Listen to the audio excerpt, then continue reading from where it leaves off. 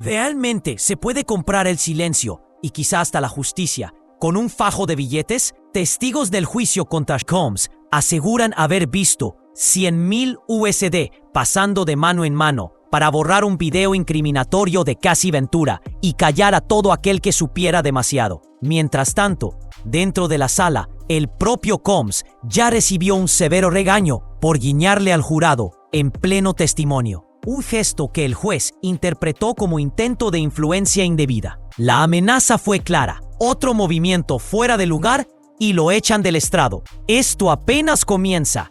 Así que suscríbete ahora y activa la campana, porque cada día de juicio está destapando secretos que sacuden a toda la industria. La acusación de los $100,000 no es un simple chisme. El guardia de seguridad, Eddie García, declaró que Combs le ofreció esa suma para hacerse cargo del video en el que golpea a Cassie en un hotel de 2016. Para la fiscalía, ese pago es pieza clave del patrón de sobornos que sostiene el cargo de asociación delictiva. Y si dentro del juzgado el rapero recurre a muecas y asentimientos para ganarse al jurado, fuera de él la sombra de un posible soborno directo ya ronda los pasillos. Varios medios afirman que las autoridades investigan si hubo intentos de suavizar voluntades con más efectivo. No sería la primera vez. En 2001, durante el proceso por el tiroteo del Club New York, la policía lo acusó de intentar que su chofer asumiera la culpa de un arma a cambio de dinero. Aquel caso terminó en absolución, pero el antecedente pinta un patrón inquietante. Si el jurado percibe estos billetes como parte de una estrategia de intimidación y compra de favores, la credibilidad de la defensa podría resquebrajarse en segundos. Y esto nos lleva a la pieza más frágil del rompecabezas, la misteriosa Jane, la testigo que asegura haber vivido el control de Combs en carne propia. Pero esa historia empieza ahora mismo. Jane, nombre clave aprobado por el juez para protegerla, conoció a Combs en 2021 y según su testimonio, en poco tiempo quedó atrapada en una relación de lujo y deuda emocional. En 2023, firmó lo que ella llama un contrato de amor. Diddy le cubría 10,000 USD mensuales de alquiler durante 2 años. Le pagó carillas dentales y viajes de primera clase. Pero cada favor llevaba una cláusula tácita: obedecer. Cuando Jane intentaba poner límites, Combs le recordaba el techo que él financiaba, o en sus propias palabras, esa sonrisa que yo te regalé. En mensajes leídos ante el jurado, ella admite sentirse encerrada en un cuarto oscuro haciendo cosas que me repugnan, porque temo perder mi casa. Pero el alquiler era solo el anzuelo. Las verdaderas cadenas se forjaban después de medianoche. Las llamadas Hotel Nights eran maratones sexuales dirigidas por Combs. Él elegía a los escorts, marcaba el guión y grababa cada escena. Jane describió sesiones de 18 a 30 horas bajo drogas, a veces semanales, en las que rogaba usar preservativo y Combs lo prohibía. No quiero ver goma, se le oyó decir en un video mostrado solo al jurado. Cuando ella rompía en llanto, él respondía con desdén: ¿estás llorando? No arruines el momento, estoy muy colocado. El resultado: infecciones urinarias, dolor constante y la certeza de que su única forma de pasar tiempo a solas con él era después de satisfacer a desconocidos mientras él observaba. Y cuando las luces rojas se apagaban, comenzaba la otra cara del control: rutas de polvo, guardaespaldas y viajes con maletas muy especiales. Cuando el jet privado despegó de Los Ángeles rumbo a Miami en 2022, Jane llevaba una maleta que pesaba más de lo normal. Dentro no había ropa de gala ni regalos caros, sino sobres cuidadosamente sellados con medicina. La palabra en clave que, según ella, usaba el equipo de Combs para referirse a las sustancias que mantenían vivo el frenesí de las Hotel Nights. En el estado, relató que fue la propia Christina Corram, jefa de gabinete del rapero, quien la tranquilizó por teléfono: llama al guardia, él te dará el paquete, factura la valija y todo irá bien. Tan informal como pedir un café para llevar. Ese viaje no fue un caso aislado.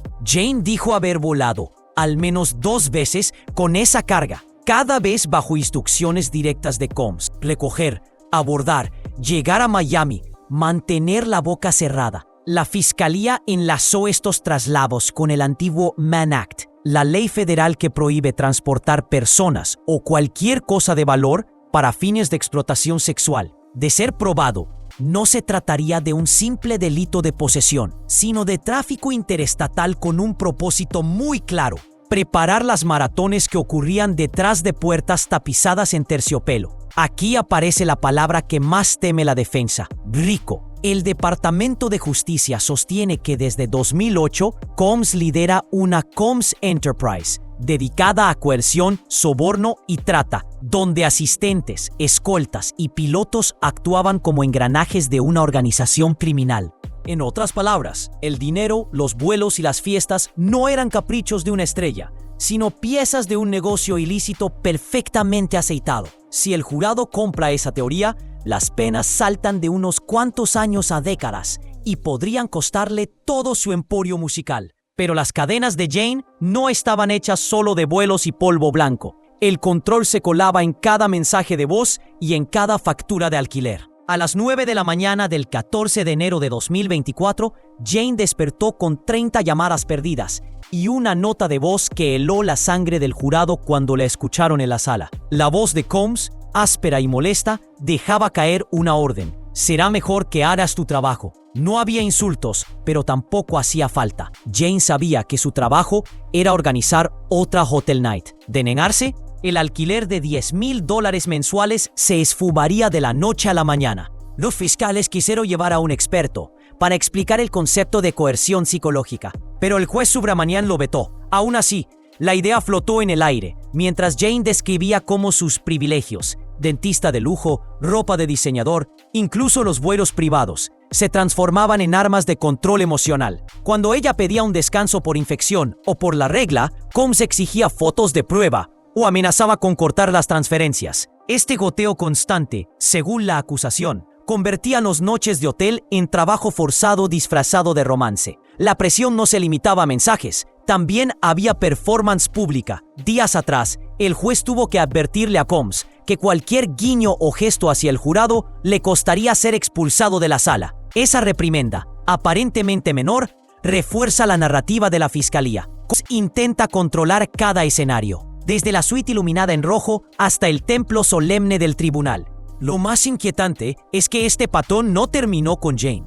Ella relató cómo, tras cada discusión, él la dejaba en visto durante horas, para luego reaparecer con promesas de amor y viajes a islas remotas. Si Jane no cedía, algún miembro del equipo, un asistente, un guardaespaldas, un productor, la llamaba para negociar. Era un enjambre de voces diseñadas para recordarle quién pagaba el techo y la sonrisa que llevaba puesta. Y si Jane titubeaba, otra mujer, Cassie, Mia o cualquier nuevo nombre en la lista, estaba lista para ocupar su lugar. La historia de Jane sería devastadora por sí sola, pero no es un caso aislado. Cuando la fiscalía proyectó un fragmento del acuerdo extrajudicial de $200,000 fondos que Cassie Ventura aceptó en 2023 para retirar su denuncia federal, acuerdo filtrado por un investigador freelance semanas antes del juicio, el aire se volvió denso. Cassie describía el mismo guión: fiestas privadas, consumo constante de medicina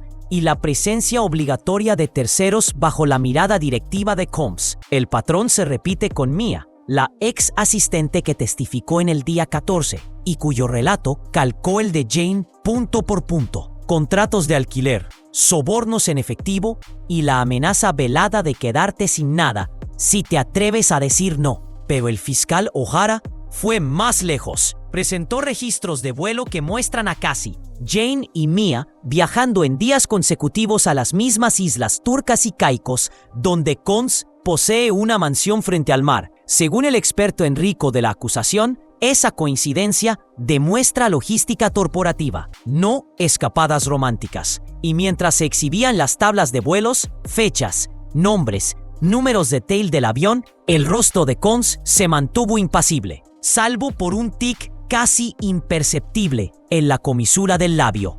La defensa, sin embargo, contraatacó con su único argumento de peso: consentimiento. El abogado Brian Steele repasó decenas de mensajes donde Jane parece organizar encuentros voluntariamente y preguntó con voz teatral si podemos llamar esclavitud a lo que se pactaba con emojis de corazón. Pero el fiscal devolvió el golpe leyendo en voz alta una nota de audio. Jane llorando, rogándole a Combs que paremos aunque sea un mes. Me duele, estoy enferma. Y la respuesta, ni loca.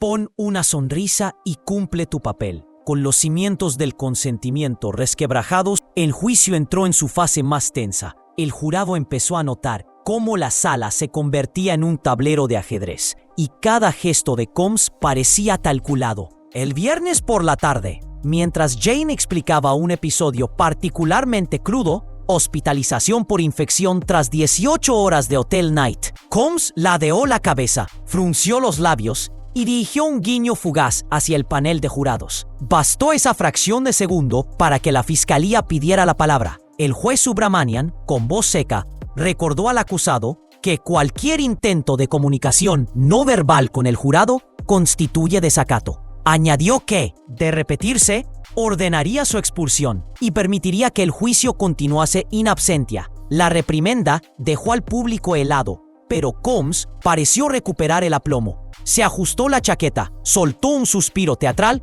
y se sentó erguido, mirando al frente como si fuera una estatua. La prensa lo bautizó al instante como el guiño de los 100,000, una referencia irónica al supuesto soborno de 100,000 USD, del que ya se murmura en los pasillos. Y aunque la defensa minimizó el gesto como tics nerviosos, la jueza suplente ordenó registrar cada movimiento del acusado en video para futuras audiencias. Fuera del tribunal, las consecuencias fueron inmediatas. Twitter, X, estalló con el hashtag DidiWink, y los comentaristas legales coincidieron en que la fiscalía podría usar el incidente para reforzar su narrativa de coerción silenciosa. Si el jurado interpreta ese guiño como un recordatorio de poder, los tengo vigilados. La estrategia defensiva corre serio riesgo de desmoronarse. Entretanto, la agenda del lunes promete más sobresaltos. La fiscalía llamará a un experto financiero que rastreó $8,3 millones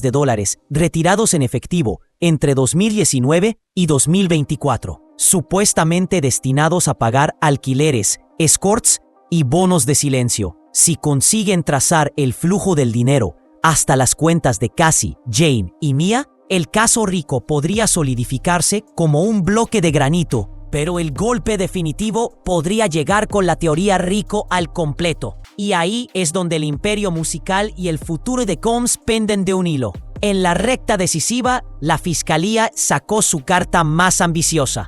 Rico. Bajo esta ley, creada para desmantelar mafias, basta con demostrar que un grupo de personas actuó como empresa criminal y cometió al menos 2 delitos en 10 años. El expediente sostiene que desde 2008 dirigió la llamada Combs Enterprise, una constelación de sellos discográficos, productoras y asistentes, cuyo auténtico negocio habría sido coacción, soborno y tráfico sexual. El mapa, los peritos financieros han rastreado más de $8 millones en efectivo, retirados entre 2019 y 2024. Fondos que, según los investigadores, terminaron pagando alquileres, vuelos charter, escoltas y discretos bonos de silencio. Aunque la defensa clama que eran simples gastos de estilo de vida, los extractos bancarios revelan retiros fraccionados justo antes de cada Hotel Night documentada. Un patrón que, de confirmarse, transformaría fiestas privadas en operaciones logísticas para explotación sexual.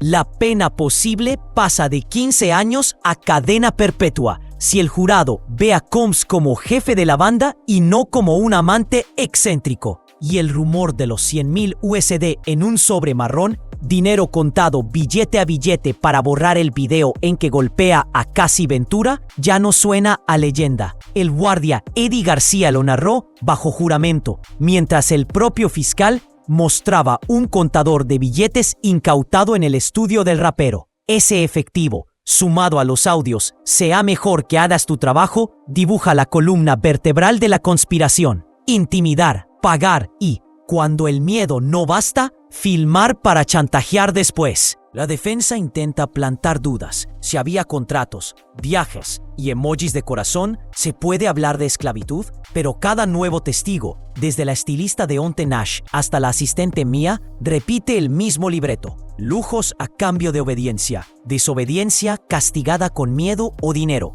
Para el jurado, la cuestión ya no es si Combs es culpable de excesos, sino si esos excesos formaban parte de una empresa criminal. Y mientras los alegatos finales se acercan, la pregunta que flota es simple. ¿Se hundirá un imperio de 1.000 millones por los pecados de su rey? Sobornos en efectivo, contratos de alquiler que encadenan, noches de hotel grabadas en secreto, rutas de drogas entre costas y un supuesto holding convertido en red de trata. Todo converge en esta sala. Si el jurado acepta la teoría rico, Sean Diddy Combs podría pasar de magnate del hip hop a símbolo de cómo la fama puede encubrir un sistema de explotación sofisticado. Pero si la defensa logra sembrar suficiente duda sobre el consentimiento y el carácter personal de sus excesos, el veredicto podría fracturarse. ¿Será este el principio del fin para una leyenda o un nuevo capítulo de su reinvención? Déjame tu opinión en los comentarios. Dale like si quieres el análisis del veredicto y suscríbete. La próxima sesión promete filtraciones inéditas que podrían volcar el juicio o incendiar la industria entera.